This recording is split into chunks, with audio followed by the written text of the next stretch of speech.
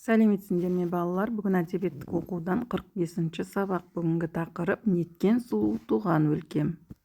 Бүгінгі сабақта көркем сөздерді білесің, қолданасың, өз бетіңше өлең құрастырасын. Бірінші тапсырма: ыстық қой шіркін туған жер деп айтқан жазушыны ата. Қаламгердің ойын қалай түсінесің?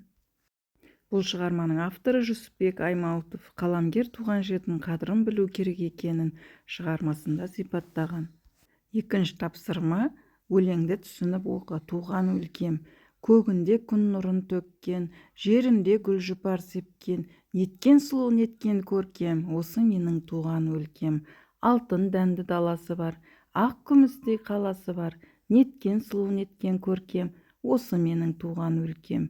Ер еңбегі шалқып тасқан, ел еркіндей бақыт тапқан, неткен сұлу, неткен көркем, осы менің туған өлкем. Өтебай Тұрманжанов.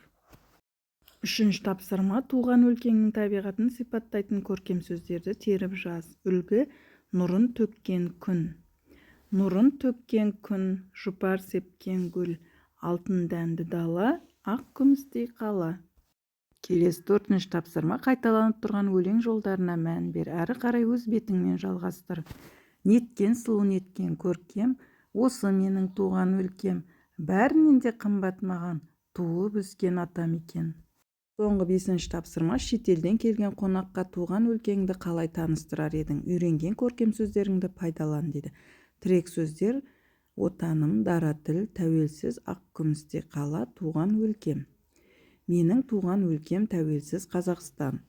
Отанымның табиғаты ғажайып, әдемі, ақ күмістей қалалары бар. Дара тіліміз бұл ата-бабадан қалған аманат.